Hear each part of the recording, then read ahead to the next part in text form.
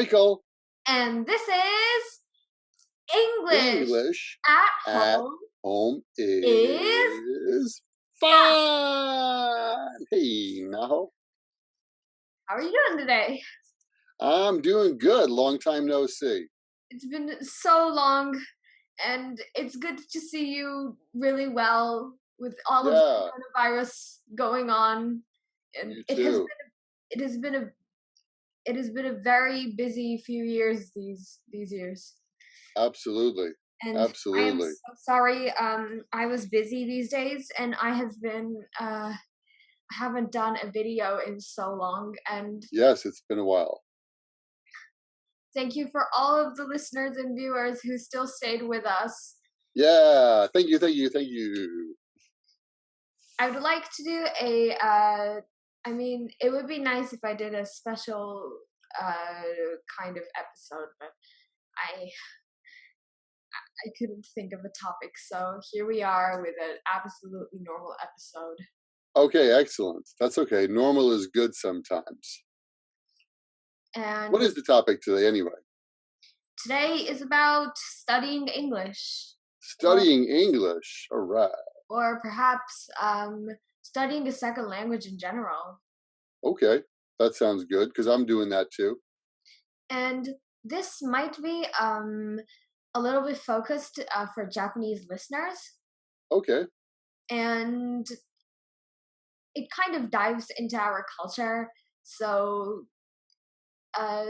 viewers, listeners from outside of Japan, maybe it's a bit fascinating. Okay, that sounds interesting to me. So, have I told you the story of when I was in 4th grade, everybody laughed at me because of my English? I don't necessarily remember that particular story. Oh, okay. Why don't you tell us? I'll tell you then. Back when I was in 4th grade, we had to introduce ourselves to the class, and I told my class that I am good at English. And it went on like that. Nobody questioned it for like half a year. And when I was starting to know these kids, they all just remember my portfolio. They remember that I said that I'm good at English. So one of them asks me, what is your ACAN? Right. English exam for Japanese. Right. It's kind of like the TOEFL or the TOEIC, but it's only in Japan. Mm-hmm. Right. And I told them I never took ACAN before, so I don't have a score or anything like that. And this boy that just asked me just stared at me with this blank slate of an eye, and just he went, seriously? And the dude that was just right next to him, it's pretty common to have ACAN in like 4th grade. Like normal, oh, really? It's normal to have ACAN. So this dude just sitting right next to the boy just said, "You seriously don't have any score?" And the whole class just, I don't know. Maybe it was just my imagination. Maybe not everybody was laughing. I just heard some snickers, and it was really, really embarrassing. So you said I can speak English, but you didn't have a test score, so they thought that was hilarious. Mm-hmm. Yeah, even though probably you spoke English better than any of them, but... Well, and that is what I want to talk about today. These days, I have been helping my mom on her Instagram and YouTube, and the more I look into Instagram, the more I happen to realize that a lot of moms, which try to raise their children into bilinguals, especially, tend to focus on passing exams such as ACAN from such an early age, actually. Like when they're kindergarteners. Is that, you think that's a little too soon? And I think it's a little bit too soon. And I honestly wonder, why do people want exam results so much. Like, I don't know if this is a thing in, like, I believe that it's much more common in Japan than other countries. So I actually wanted to dive into information, searching up for whatever I could find there. And well, I think the basic answer on why Japanese tend to focus on passing exams, showing results, is because Japanese tend to focus on strict grades and ranks, not just in schoolwork, but also other stuff. And this is just our culture, and this culture is that reminds me, I remember I was speaking to somebody several years ago about knitting. You take 2 sticks and yarn and you make a sweater, right? Knitting. And she said, "Oh, I'm studying for my license in knitting." Does she want to sell her knitting? Like, product? Not as a business. Like, she was studying,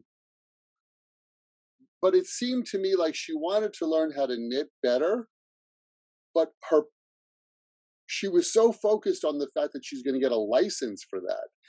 And I thought to myself, my grandmother did a lot of knitting and she never had a license, but boy, every Christmas I got a nice sweater. So at that moment I realized, like, there's something in Japan and Japanese culture about getting the rank, getting the license, getting the certification, getting the whatever status, and not social status, but like, official status. Like, I want to learn snorkeling. I'm going to get a snorkeling license. I'm going to learn knitting. I'm going to learn how to cook something. I'm going to get a cooking. It's like, wow, there are a lot of licenses and tests and pass the test kind of things. Does that seem right?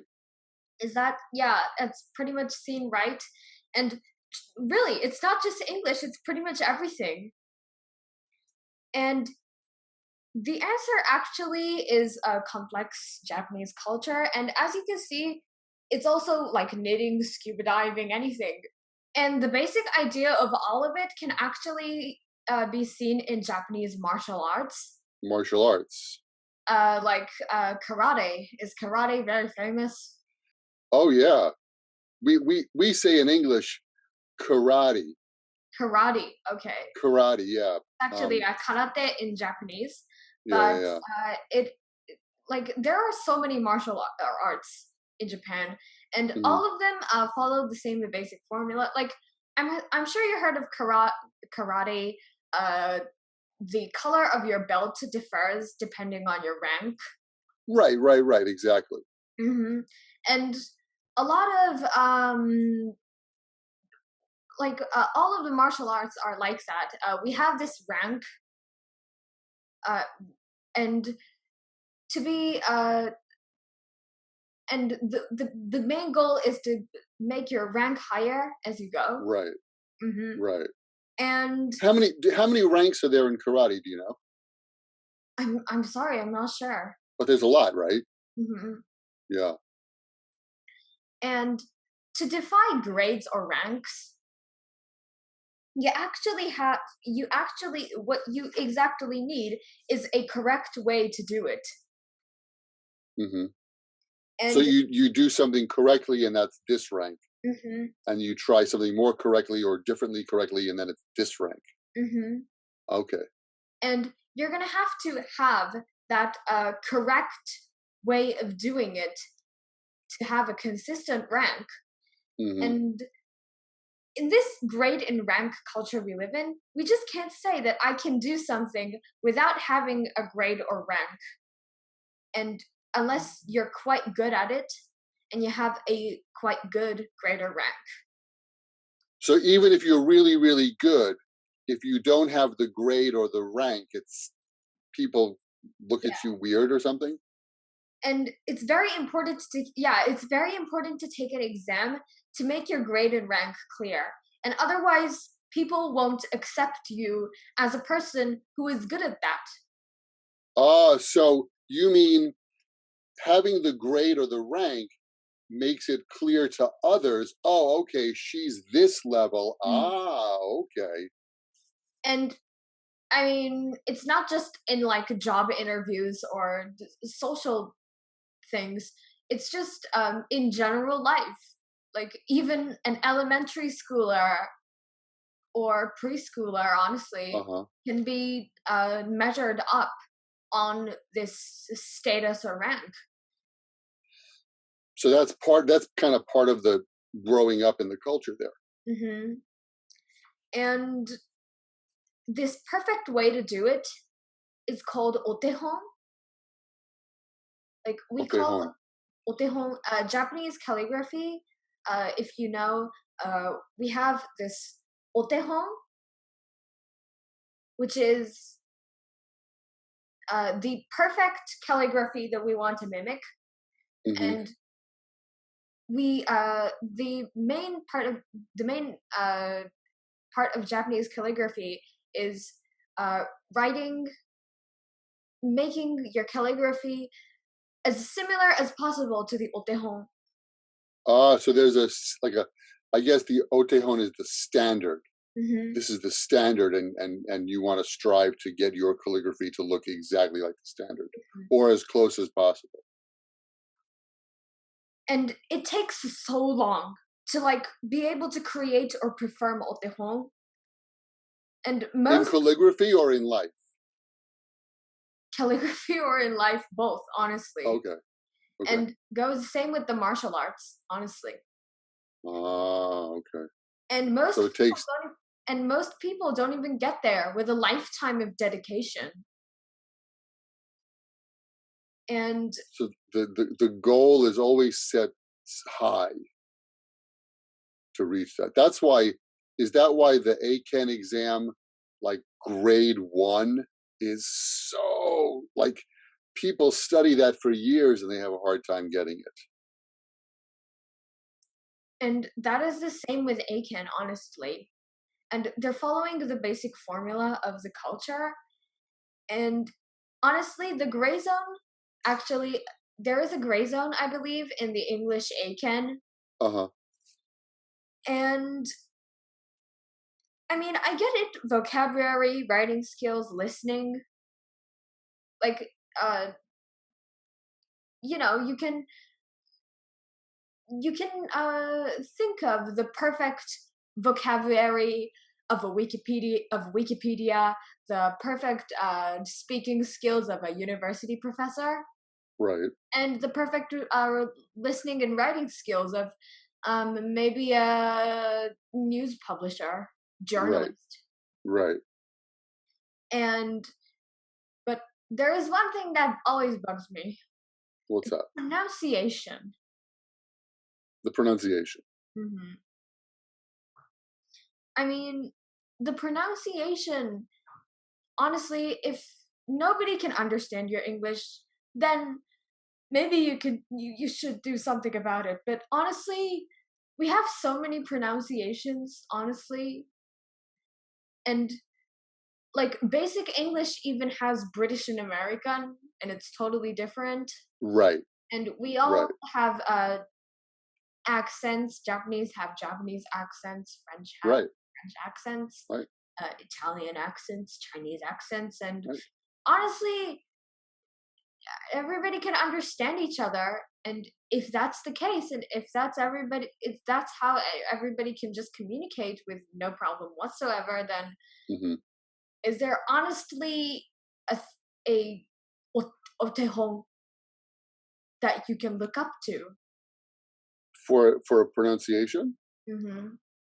You know, that's a topic that I always struggle with, and a lot of students struggle with, because even within America, you know, like I drink orange juice, but my cousin in California drinks orange juice.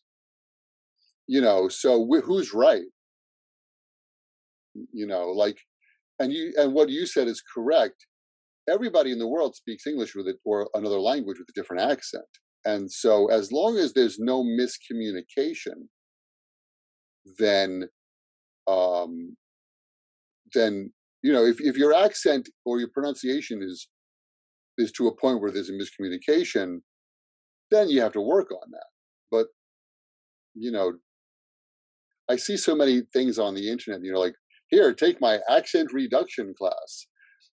But that's I know a lot of European people who speak with or people everywhere who speak with an accent, even though they're fluent. I can understand them. That's how people speak in the world. So I think that's okay, as long as there's no miscommunication. And honestly, the otehon that Japanese people look up to is actually something that goes like this. I mean, I can't master this otehon language because I haven't worked on it for a long time. Uh-huh. But I mean, I will imitate the best I can the Japanese ideal otehon used in Eiken listening programs. Okay. You can't just go and say, Mary, I'm hungry. There are some cookies in the kitchen. No, this is incorrect. You have to say, Mary, I'm hungry. Sure, John. There are some cookies in the kitchen. Let's eat them. Like that is my best my best imitation for otehon, but and that's what a test sounds like. Mm-hmm. That's what it sounds like. That's what all Japanese tests sounds like, and that is honestly the otehon for pronunciation. And I think it's honestly a waste of time and effort. Well, let me ask you a question. Does that Eiken test have a pronunciation section? Like, is there a way that they grade your pronunciation, that you're pronouncing English that way? There is an English interview that we have to pass. And okay. Your pronunciation will be tested there. Oh, I see. Okay. I mean, of course, there are also other parts like your fluency or your ability to speak, but also your pronunciation holds a big account there. Okay. I'm not sure if they should grade that, honestly.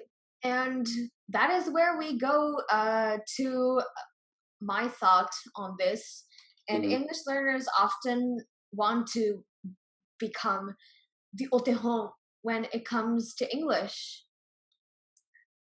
They want speaking skills with no stuttering, no stammering or saying. So I was like they don't want that. And they want speaking skills of a university professor because honestly, they say that they want to be native. They want to have a speaking skills of a native. But honestly, once they achieve speaking skills of a native, they want to go further up. What's further up than speaking skills of a native?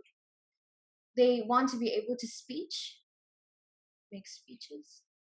Okay. But with first, hey, John, there's a cookie in the kitchen. You mean like with that kind of English? I mean, if they master that. Oh. But honestly, most students are having a very hard time mastering basic English. Because basic English is honestly very, very difficult. It changes so much. Right. And the otehon is truly inconsistent. Oh. Very inconsistent when it comes to English. Oh. Because it's a language. It's just a tool to communicate between person and person. Right. And it always changes. I see what you mean. And it's okay if you're fascinated by the English language itself. Like, if you want to know everything about English, And if you're really fascinated by the English language itself, it's completely okay. But then, well, for others, that isn't the goal, I think. Not the final goal. Mastering English isn't the final goal for them, I believe. What is the final goal? The final goal is to do something, is to use that English and do something. Right. And honestly, my mother is someone like that. She wanted to raise her child as a bilingual. And do you know her child? Oh, that's you. That's right. And usually there is something you want to do using a language after you master that language, because language is only a way to communicate. That's right. And well, otehon takes a lifetime to master. And no, it takes more than a lifetime. It's just impossible to master it all. You can't have speaking skills of a professor and listening and writing skills of a journalist and vocabulary of a Wikipedia. It's just impossible. And I would add to that, it's probably not necessary, right? Like some of the vocabulary, and this is going to get me in trouble with some people, but some of the vocabulary in the Eiken grade 1 is vocabulary that once you've passed the test, you're never going to use it in everyday life, unless you're a university professor studying and teaching linguistics, which is the study of the language. So it's kind of like when you go to the supermarket and they sell, 50 different spices, and you say, I'm going to buy one bottle of everything. But, every day when you cook, you're going to use salt and pepper and a little garlic powder. The cumin, you're only going to use that when you make some things. And the nutmeg is only going to be used when you make that one dish. So you're not going to use, it's not necessary to cook a good meal with every spice. And also, just because you have every spice in your cabinet doesn't make you a good chef. So, I think what you're trying to say, Naho, is that there's a difference between learning the language and using the language and being a student of the language to reach, the black belt of English.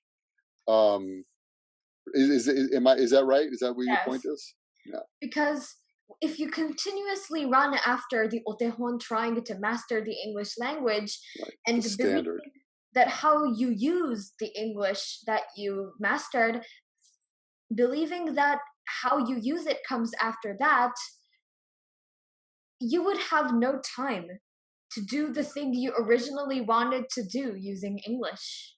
That's right, which is communicate with people.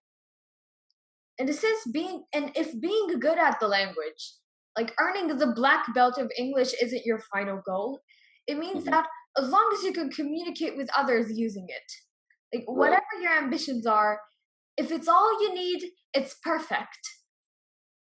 Right. That makes sense to me. But you have to think also that for some people, having the black belt is the status symbol. Oh, I've got a 980 on the TOEIC. Or, oh, I've just passed pre-first of ACAN. And so that's sort of a status symbol for some people. And it also holds as a business opportunity. Right. Which holds a whole different meaning. But I'll tell you something, I've met and I've spoken with people who have a TOEIC score in the 900s, which is kind of like, the top. ACAN, between ACAN level 2 and level 1. And I met a few people who were unable to carry on a conversation like you and I are having right now, even though they had a good score. So, in terms of job opportunities, I would like to say to all of the employers out there, just because you hire that woman who has a 980 TOEIC score, that doesn't necessarily mean she's okay to send to New York to work to open the branch office of your company here. So my point is, having a great score doesn't always mean you're a perfect speaker of the language, right? I think that's the difference, and perhaps that's what your point is. That's the difference between the black belt in karate and the 990, the perfect score in TOEIC. So when you have a black belt in karate, you can actually do all of those things, right? When you have a perfect score in a language test, it doesn't necessarily mean you can communicate with people. Actually, I was talking about the black belt as actually a person who can do all of those things. Right. Actually. Right, but you can have a black belt. You can have a black belt in karate. You can't have a black belt in language, in a second language.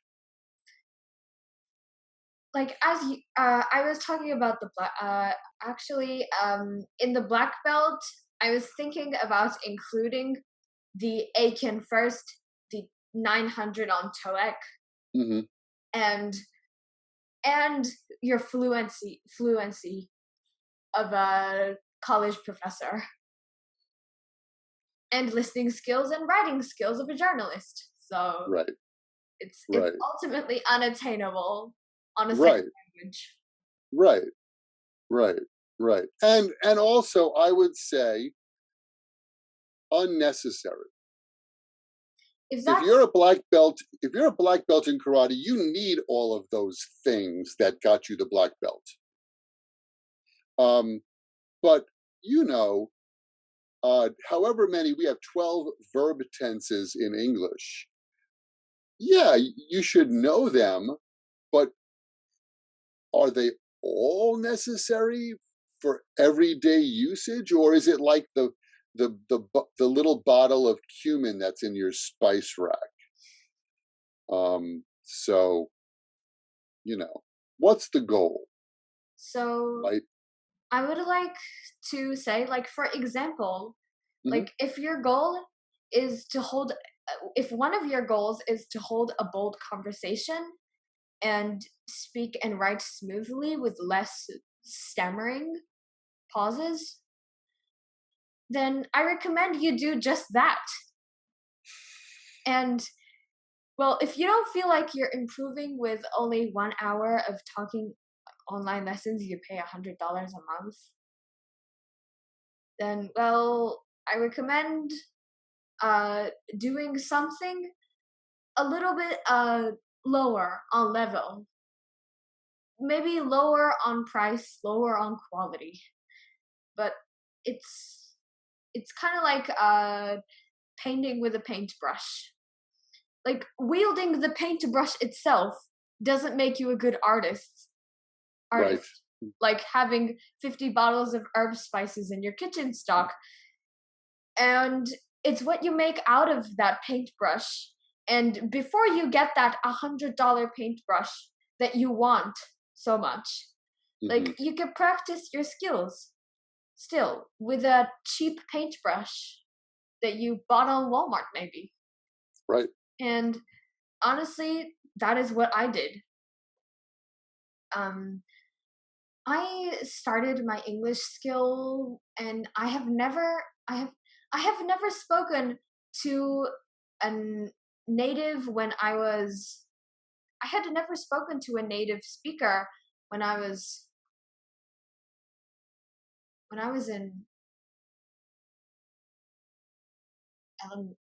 I started elementary school, I think. And after I started Instagram, so when I was about third grade? No, third grade, I think. When I was in third grade, I started and I met Michael, and before that, I really haven't spoken to a native speaker. So honestly, I think I was very late on holding that $100 paintbrush. And how old were you before you left your country? Like when you came to New York, how old were you when you came to New York? I first went to New York when I was in fifth grade. In fifth grade. In fifth grade, right. So you had spent all of that time, and we had done all of those videos and podcasts before even leaving your country, which, that's a point that, you don't necessarily have to go abroad or study abroad. But I haven't studied abroad. I really went sightseeing for a week.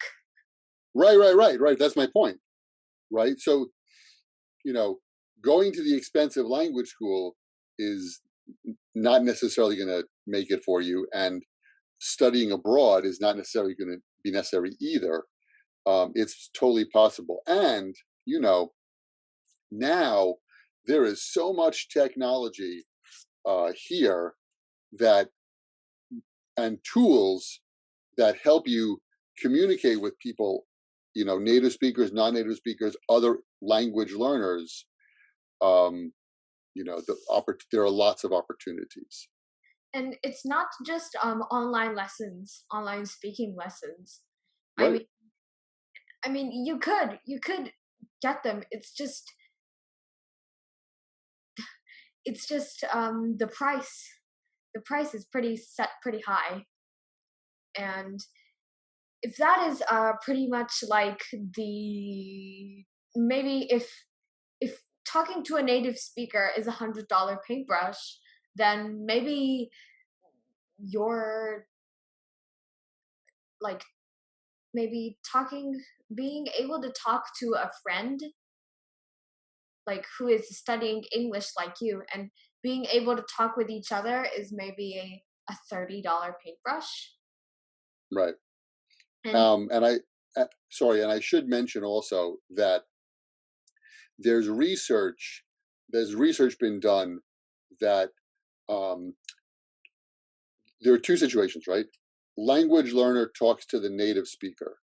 Language learner talks to the language learner.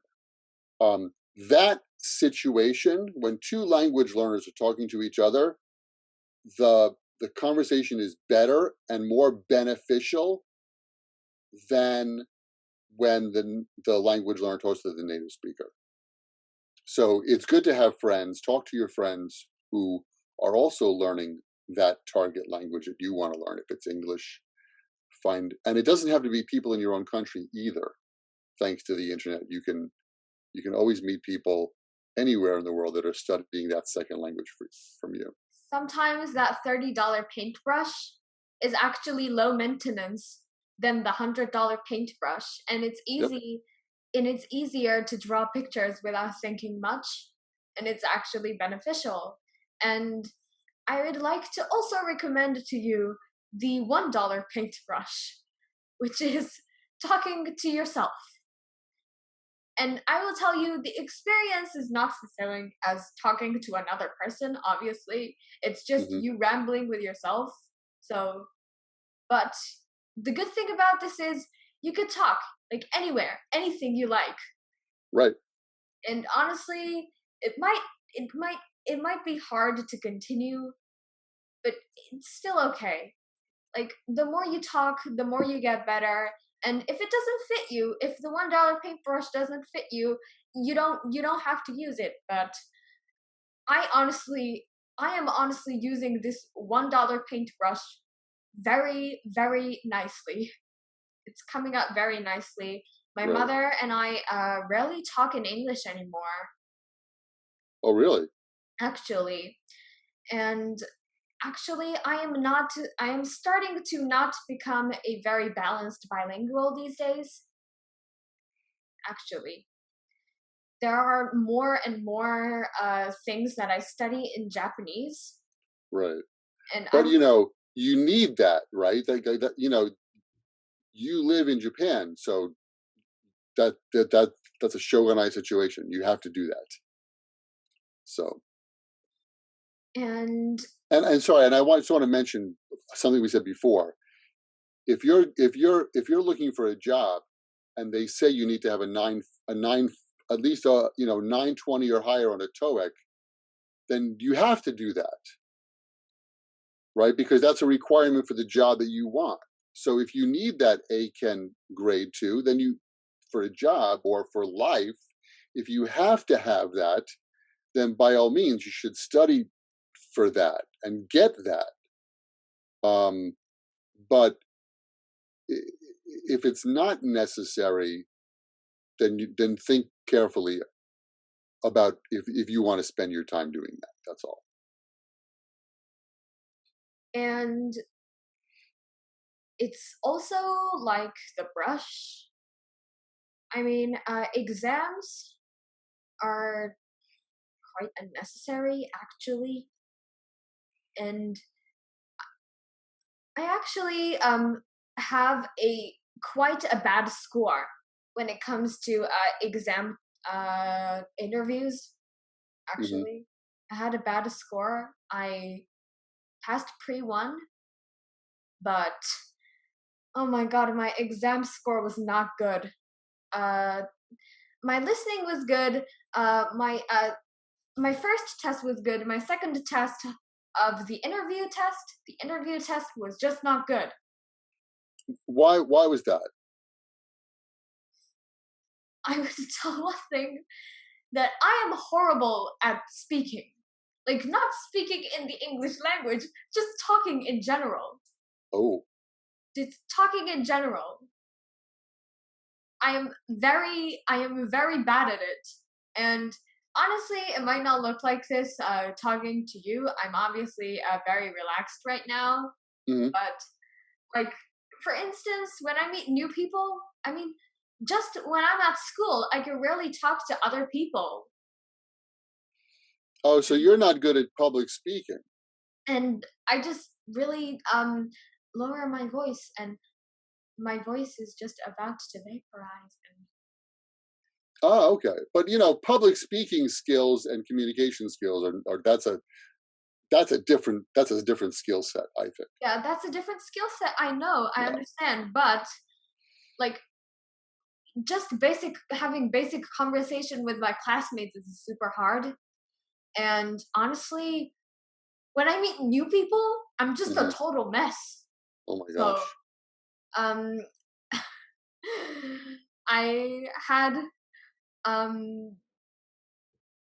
I was too nervous to do anything, honestly, and I stammered. I paused. I said, so like, the end. And right. The exam went down like that. Thank goodness I passed, but the score was just horrendous, honestly. Right, but when you have a black belt, for example, or a brown belt, for example, nobody knows the score. They just know that you have the belt. So, yeah. But honestly, it was just depressing. I can imagine, of course. And the story just slid off the line there, but what I wanted to tell you guys was that it's about talking to myself, and I am not about a balanced bilingual, and I haven't talked to my mother or anybody I haven't talked to anybody in English other than my English class that my teacher sometimes pairs us up, like with the kid sitting next to me. Right. And I just ask him, do you like tennis? No, I don't. Right. It's a basic conversation. English that I talked to other people these days. And I haven't talked in English since like it has been a year. Wow. And these days, and just this week, I started talking with my mother again because my mom has her YouTube channel, and we thought it was beneficial for both of us. But right. Yeah, but honestly, I am not that balanced. And the only thing, the one and only thing that kept my English from completely deteriorating and completely vanishing from my mind was talking to myself in English. And reading, right? And reading.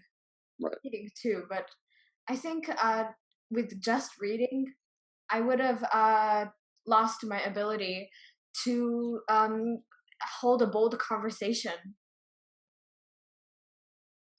So talking to yourself is helpful. Talking to yourself really is helpful if you don't have much opportunity to talk to anybody else.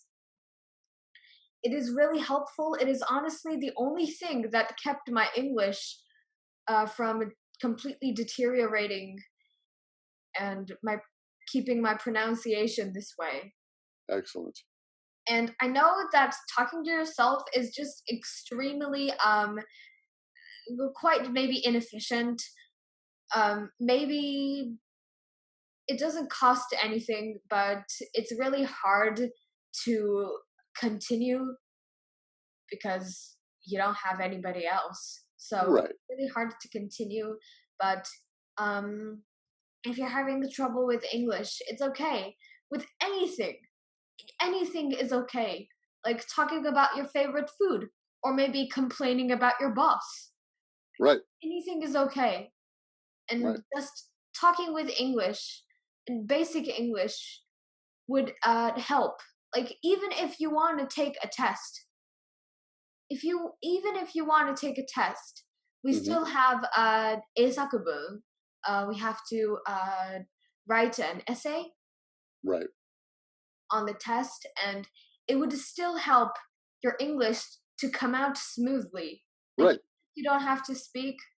Like you do have an interview, so I think it would be good to study for the interview and to talk to yourself and slowly maybe do a little bit to be able to make your English come out a little bit more smoothly without stammering.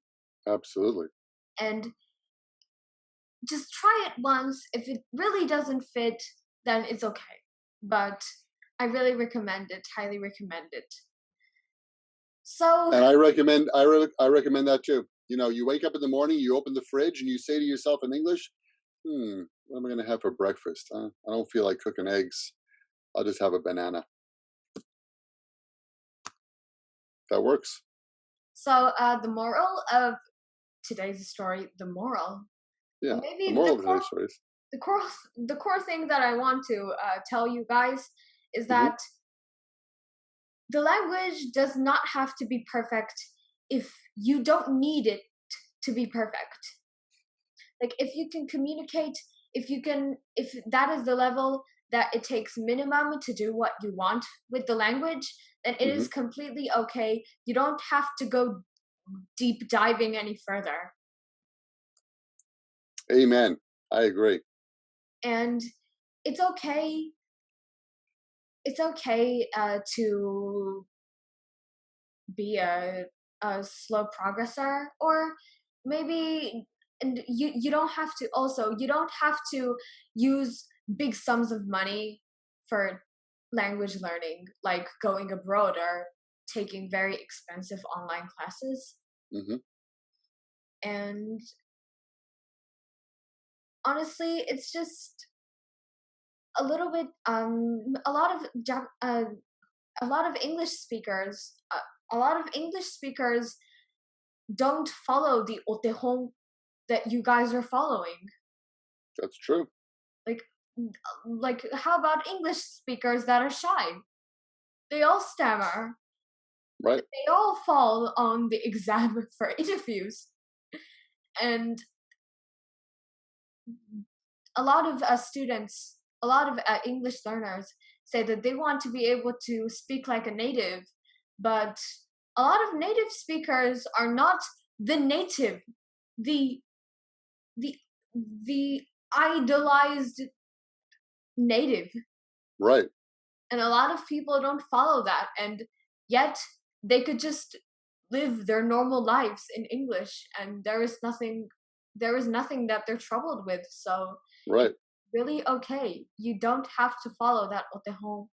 And that was today. Awesome. Because you don't have to follow that otehon, you also don't have to follow or perhaps go after exams and to try to get a good score, like if you don't need it, right, for a business or something. Mm-hmm. Like, and also if you're trying to show your kids' skill, like a lot of moms fall into this trap, and it's really sad to see a kid crying at an exam hall, pleading his mom to take him home. But a lot of moms want to show other people how well their kids are doing, and they want their kids to pass exams. To prove that. Mm-hmm. And honestly, I've seen a lot of moms making their kids study so much and being so sad and depressed and angry when their kid doesn't pass. Mm-hmm. So I would really want to forward this message to everybody, English language learners or language learners in general. Mm-hmm. So the takeaway of today is be confident in your English skills. If that is all you need, then it's perfect. You're good to go. And don't be so focused on taking exams if that is not what you need. English is just a tool, so do your best to minimalize and enjoy it. That's awesome advice. As we say in English, you got it right from the horse's mouth. So, you know, and you guys know Naho, you've known her for a long time. You know, she's learned English in the not traditional way, you know, and there she is. There's you know, an hour of English conversation that we had. So if she can do it, you can do it too. Thank you so much, Michael, for today, and thank you so much for the viewers who continued to watch our channel. We had a long blank, and I'm so sorry. Thank you so much for watching, listening. Thanks for watching. And I'll see you guys next time. Catch you later. Bye. This podcast is brought to you by English at Home is Fun. Please visit englishathomeisfun.com.